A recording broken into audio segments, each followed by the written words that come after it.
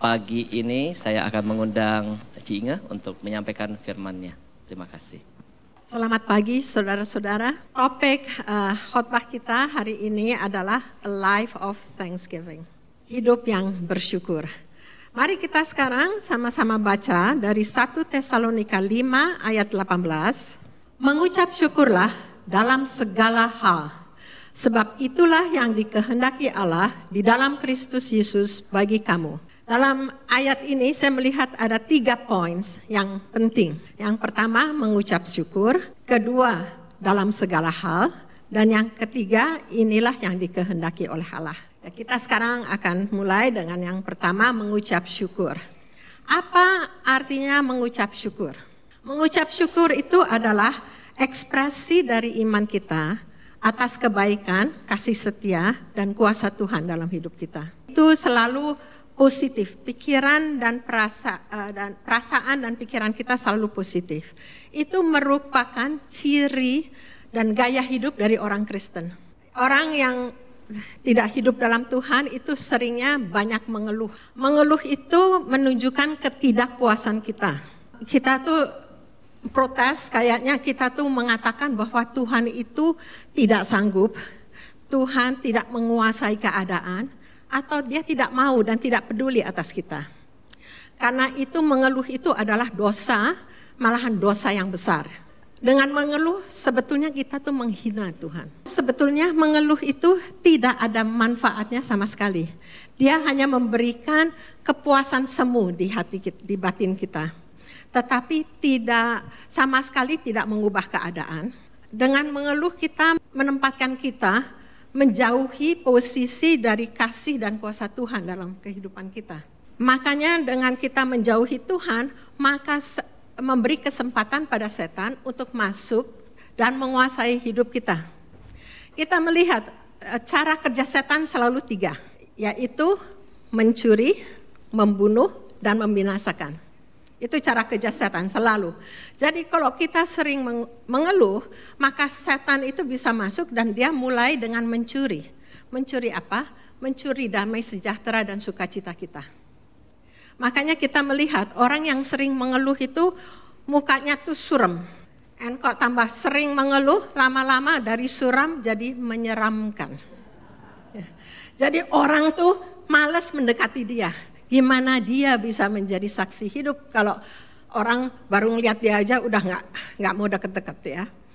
Nah sekarang mari kita buka di Mazmur 50 ayat 23a. Di sini dikatakan bahwa siapa yang mempersembahkan syukur sebagai korban, ia memuliakan aku. Tadi sebetulnya dengan mengeluh kita tuh menghina Tuhan.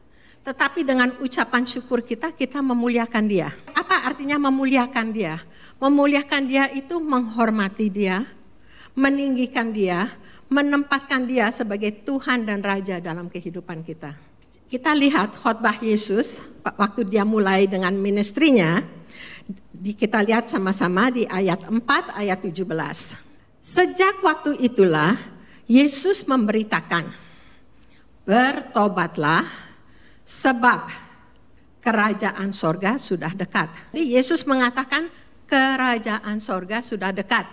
Dia bukan mengatakan supaya kalau kamu mati kamu naik sorga, ya kan? Tapi di sini apa artinya kerajaan sorga? Saudara tahu bedanya sorga dan kerajaan sorga? Kalau sorga itu adalah tempat. Tapi kerajaan sorga itu adalah sistem pemerintahan Allah. Kita melihat di sini, kita tahu seperti Tuhan mengatakan dalam Bapa kami ya, dalam doa Bapa kami, datanglah kerajaanmu. Sebab kerajaan Tuhan itu sudah bisa ada di dunia. Di mana kita menempatkan dia sebagai Tuhan dan Raja.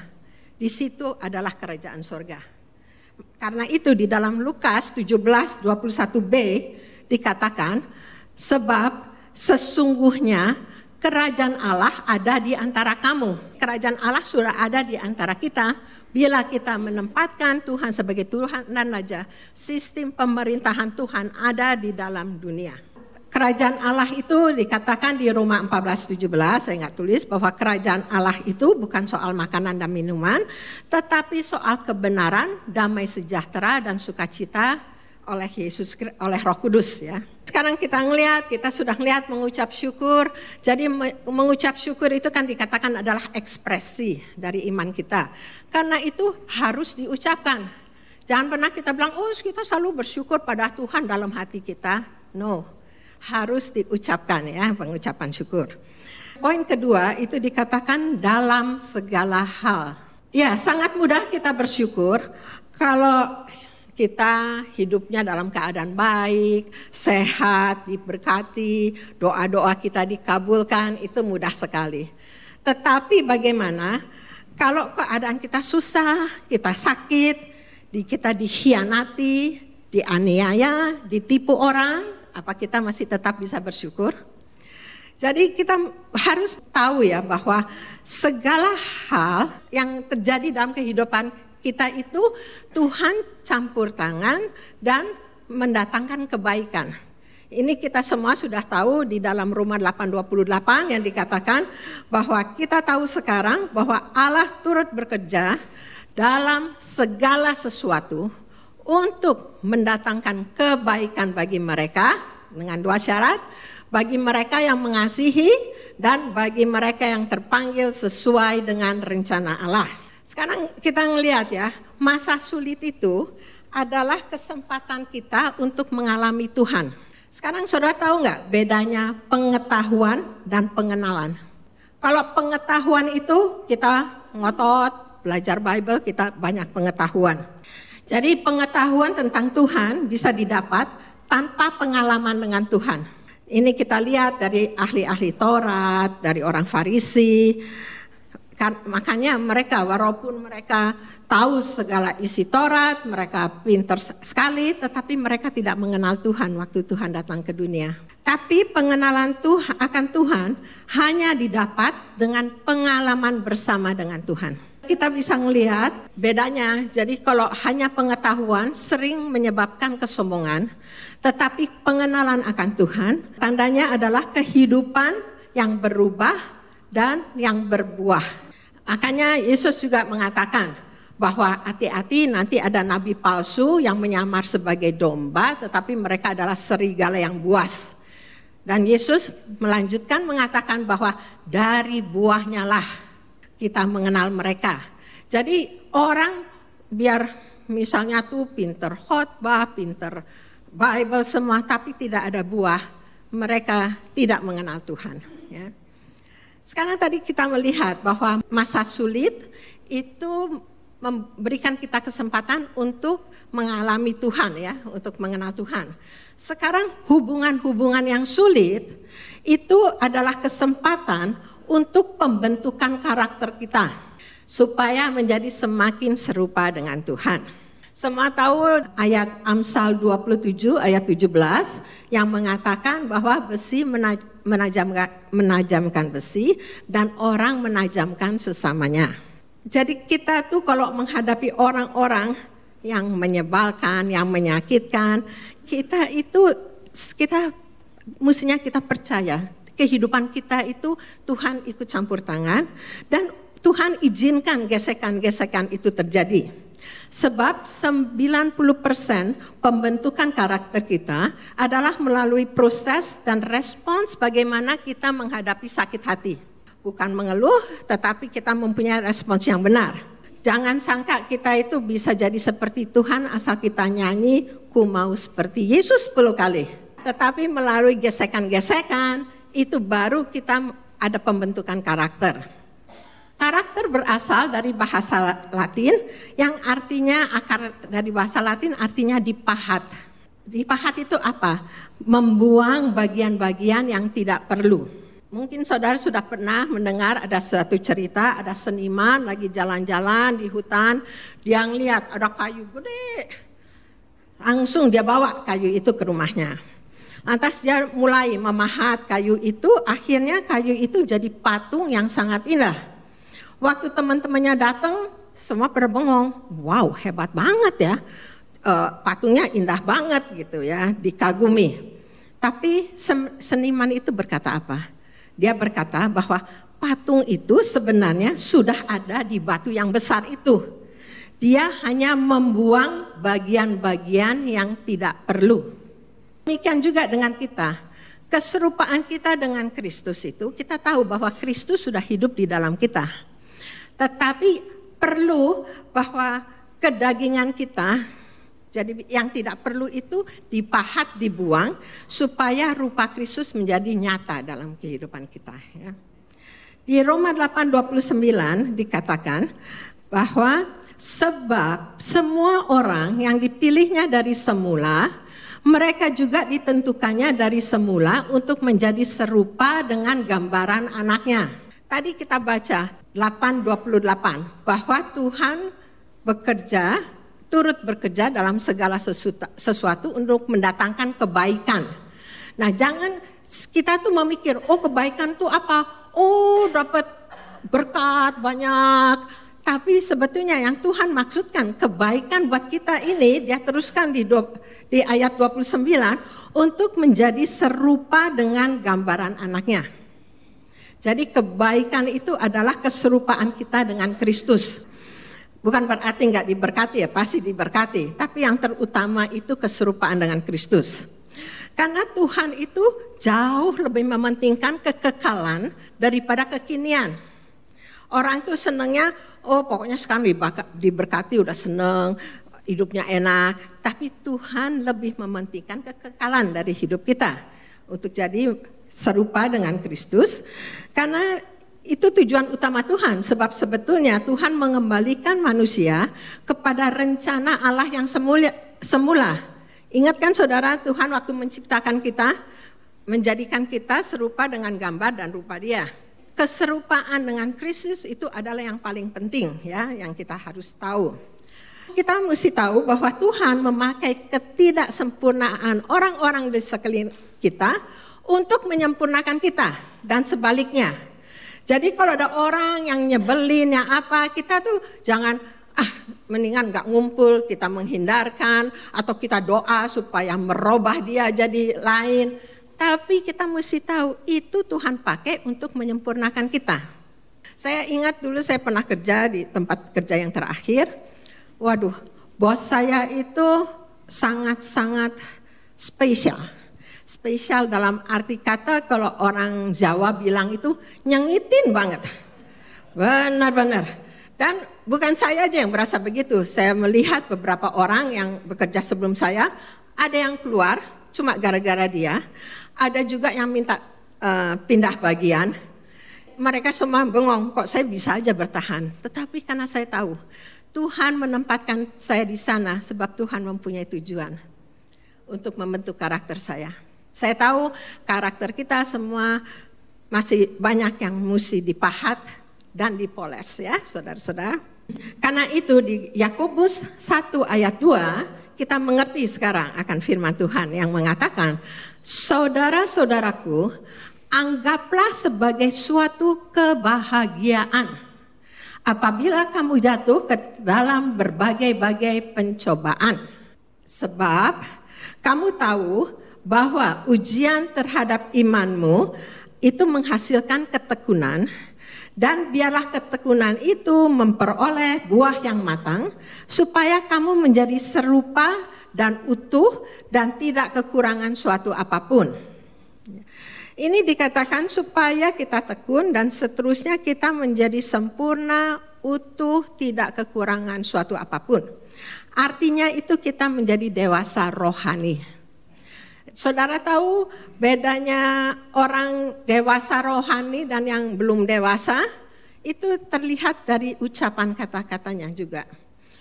Kalau orang dewasa rohani, mereka tuh kata-katanya sekalipun. Tetapi yang belum dewasa biasanya mengatakan jikalau. Wah, saya bersyukur sama Tuhan, nanti kalau saya dapat pekerjaan yang saya senang.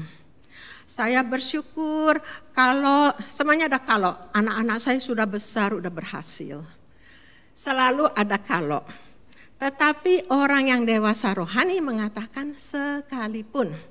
Kita lihat di Habakuk 3 ayat 17 sampai 19. Habakuk 3 ayat 17 sampai 19. Habakuk mengatakan, sekalipun pohon ara tidak berbunga, pohon anggur tidak berbuah, hasil pohon zaitun mengecewakan, sekalipun ladang-ladang tidak menghasilkan bahan makanan, kambing domba terhalau dari kurungan, dan tidak ada lembu sapi di dalam kandang.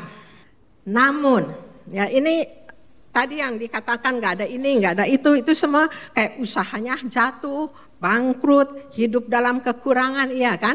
Tetapi atau namun dia katakan, aku akan bersorak-sorak di dalam Tuhan, beria-ria di dalam Allah yang menyelamatkan aku. Allah Tuhanku itu adalah kekuatanku, ia membuat kakiku seperti kaki rusa, ia membiarkan aku berjejak di bukit-bukitku. Ya. Jadi di Habakuk yang sudah mengenal Tuhan, dia bukan berkata kalau, tapi sekalipun.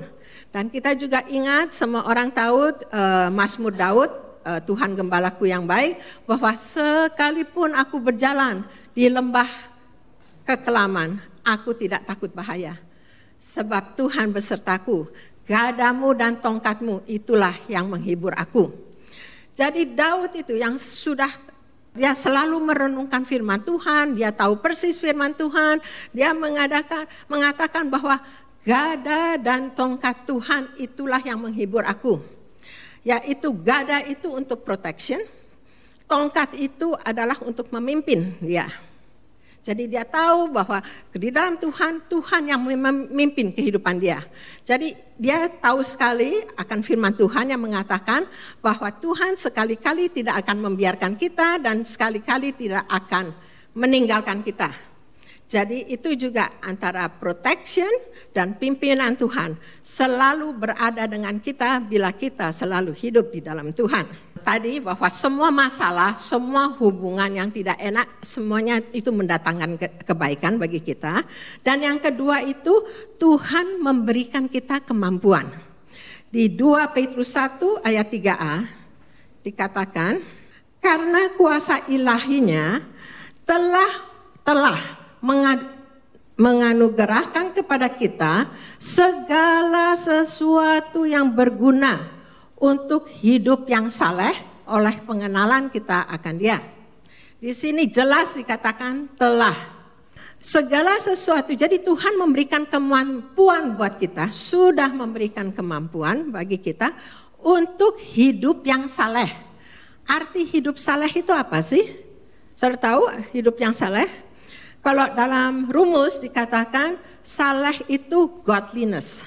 Jadi God-likeness. Kembali lagi keserupaan dengan Tuhan. Ya. Sekarang saya menginjak ke poin yang ketiga. Ya, yang dikatakan bahwa itu yang dikehendaki oleh Allah. Kita memang tahu, kita semua di sini diciptakan dengan kehendak bebas. Seorang kan bilang kan semua bahwa kita diciptakan dengan kehendak bebas. Yang saya sering bilang, memang kita bebas memilih, tetapi kita tidak bebas dari akibat pilihan kita. Itu sering kita dengarkan. Ada di dalam dunia ini, kita selalu diperhadapkan dengan pilihan. Ya. Apa yang kita lakukan dengan kehendak bebas kita itu adalah ujian ketuhanan Yesus di dalam hidup kita. Saya ulangi lagi ya, ini penting sekali. Apa yang kita lakukan dengan kehendak bebas kita adalah ujian dari ketuhanan Yesus di dalam hidup kita. Udah nangkep saudara? Sekali lagi saya bilang biar benar-benar masuk. Apa yang kita lakukan dengan kehendak bebas kita itu adalah ujian dari ketuhanan Yesus dalam hidup kita. Bila Yesus itu adalah Tuhan dan Raja dalam hidup kita, maka segala kehendaknya itu merupakan perintah yang harus kita taati. Benar kan? Kalau Tuhan yang berkuasa, Tuhan Raja, kita harus tunduk dan taat, maka semua kehendak Dia adalah perintah yang harus kita taati. Melakukan kehendak Tuhan itu sebetulnya juga adalah membuat kita berbahagia. Kita lihat di Yakobus 1 ayat 25 mengatakan, tetapi barang siapa meneliti hukum yang sempurna, yaitu hukum yang memerdekakan orang, dan ia bertekun di dalamnya, jadi bukan hanya mendengar dan melupakannya, tapi sungguh-sungguh melakukannya, ia akan berbahagia oleh perbuatannya. Melakukan firman Tuhan, melakukan kehendak Tuhan membuat kita berbahagia. Ya, sebetulnya buat apa kita panjang umur, kaya raya, tapi tidak bahagia? Nggak ada gunanya sama sekali. Malahan itu sesuatu yang tragik menurut saya ya. Di sini kita lihat bahwa dengan melakukan kehendak Tuhan, kita akan berbahagia. Dan juga dengan mengucap syukur itu yang kedua, ada kuasa dalam pengucapan syukur. Dengan mengucap syukur, karena kuasanya kita dapat mengalami mujizat-mujizat yang dahsyat dalam kehidupan kita. Saya ambil 3 contoh, 1 dari Perjanjian Lama, 2 dari Perjanjian Baru. Perjanjian Lama itu yaitu waktu Raja Yosafat, Raja Yehuda, diserang oleh laskar yang sangat besar. Bani Moab, Bani Amon, dan penduduk Seir. Kita baca di 2 Tawarikh 20-21. Setelah Raja Yosafat berunding dengan rakyat, ia mengangkat orang-orang yang akan menyanyi nyanyian untuk Tuhan dan memuji Tuhan dalam pakaian kudus yang semarak pada waktu mereka keluar di muka orang-orang bersenjata. Biasanya orang kalau perang yang di depan orang bersenjata atau orang nyanyi ya. Kan biasanya orang yang bersenjata depan, orang yang nyanyi, nyembah Tuhan, mereka mendukung dari belakang. Tapi ini enggak, dia lain. Dia menaruh orang-orang itu yang menyanyi, memuji Tuhan di muka orang-orang yang bersenjata. Pakaian kudus semarak pada waktu mereka keluar di muka orang-orang bersenjata, sambil berkata, nyanyikanlah nyanyian syukur bagi Tuhan.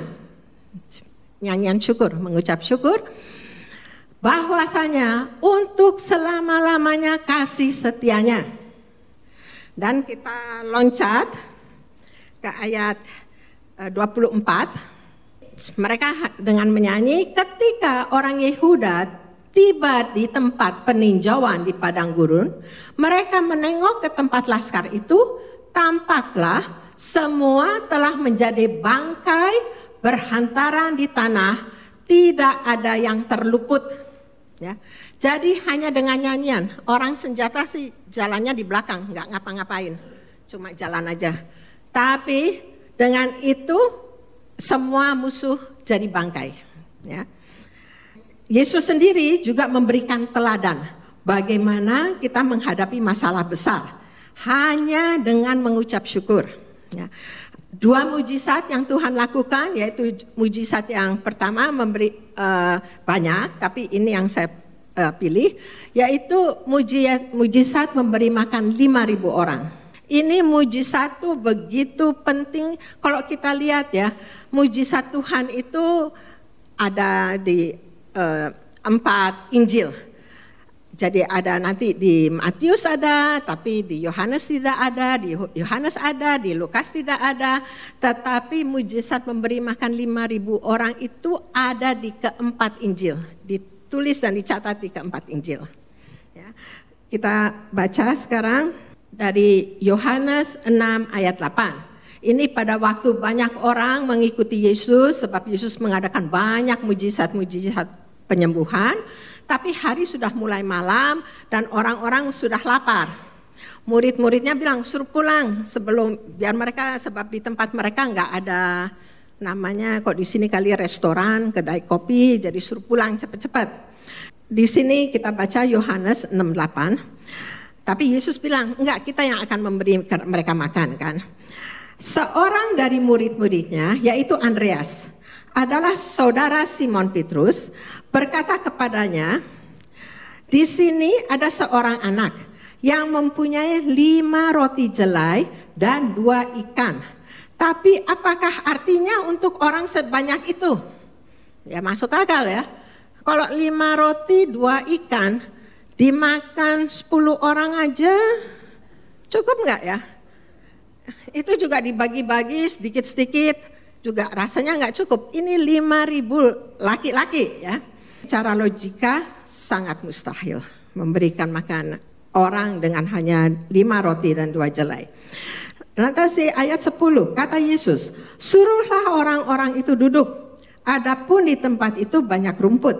Maka duduklah orang-orang itu kira-kira 5.000 laki banyaknya. Di sini katakan 5.000 laki. Kita udah sering dengar. Berarti kalau dia bawa istri, bawa anak, ya ada yang nggak menikah pasti juga. Tapi berarti pasti lebih dari 5.000 orang. Ya.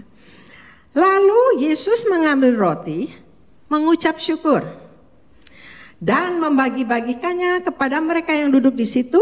Demikian juga dibuatnya dengan ikan-ikan itu sebanyak yang mereka kehendaki. Apa yang Tuhan lakukan? Tuhan hanya dengan mengucap syukur, ya. Maka rotinya itu bisa berlipat ganda sampai semua orang itu puas dan kenyang sebanyak yang mereka kehendaki. Nggak cuma sedikit incip-incip, tapi benar-benar yang mereka kehendaki ya. Kita lihat di sini mujizat, dan setelah mereka kenyang, ia berkata kepada murid-muridnya, kumpulkanlah potongan-potongan yang lebih supaya tidak ada yang terbuang. Dan kita lihat yang terkumpul 12 bakul penuh. Kita lihat Yesus sering mengadakan mujizat. Ada mujizat transformasi, perubahan, itu air jadi anggur. Ya. Ada lagi mujizat kesembuhan, itu kayak restorasi. Tapi ini nih adalah mujizat penciptaan. Dari nggak ada jadi ada. Cuma 5 roti, 2 ikan bisa kasih makan 5.000 orang. Puas, malah ada lebihnya 12 bakul penuh ya. Itu yang mujizat pertama. Sekarang mujizat 2 yaitu Lazarus yang dibangkitkan. Dalam Alkitab kita lihat 3 yang tercatat ya di dalam Alkitab. Yesus itu membangkitkan 3 orang mati. Yang satu itu anak janda dinaikin, dia lagi diusung keluar, lantas Yesus belas kasihan sebab dia itu anak tunggal janda. Ya. Dan yang kedua putri Yairus. Nah kalau putri Yairus itu dia sudah mati tapi masih di rumah orang tuanya. Kalau Lazarus ini lain, dia sudah mati 4 hari dan sudah dikubur. Kita baca di Yohanes 11 ayat 39. Waktu Yesus datang ke sana, dia pergi ke kuburan Lazarus dan mengatakan, angkat batu itu. Marta, saudara orang yang meninggal itu berkata kepada Yesus, Tuhan, ia sudah berbau sebab sudah 4 hari ia mati. Ya, jadi Yesus udah bau, udah busuk, saya bilang ya badannya. Tapi Yesus di 11:41 tetap mengatakan untuk mengangkat batu itu dan mereka mengangkat batu itu. Lalu Yesus menengadah ke atas dan berkata, Bapa, aku mengucap syukur kepadamu karena engkau telah mendengarkan aku. Sini Yesus hanya dengan mengucap syukur. Dan sesudah berkata demikian, berserulah ia dengan suara keras, Lazarus, marilah keluar. Orang yang telah mati itu datang keluar, kaki dan tangannya masih terikat. Jadi saudara bisa bayangin gimana keluarnya? Itu aja, kain kapan dan mukanya tertutup dengan kain peluh. Jadi muka ketutup, nggak bisa ngelihat, tangan dan kaki terikat. Tapi karena hanya dengan Yesus mengucap syukur dan mengatakan Lazarus keluar, mujizat besar terjadi. Dia bisa keluar. Saya nggak ngerti ya keluarnya gimana. Apa ngeloncat-loncat? Sebab kalau kaki tangan kita ikat, gimana kita, kan nggak bisa jalan kan. Sesudah kita melihat itu semua ya, bahwa apa itu dengan mengucap syukur itu sebetulnya kita melihat ya, dengan mengucap syukur itu adalah prinsip ilahi, pemicu terobosan-terobosan rohani. Ya, karena itu saya akan tutup dengan ayat yang terakhir, yaitu Efesus 5:20 yang dikatakan, ucaplah syukur senantiasa atas segala sesuatu dalam nama Tuhan kita Yesus Kristus kepada Allah dan Bapa kita. Biarlah sesudah kita belajar ini semua, setiap saat dan apapun yang terjadi dalam kehidupan kita, ya, saya ulangi sekali lagi, apapun yang terjadi baik maupun buruk, kita tetap mengucap syukur dan tetap menempatkan Tuhan sebagai Raja yang berdaulat dan berkuasa dalam kehidupan kita. Amin. Tuhan memberkati.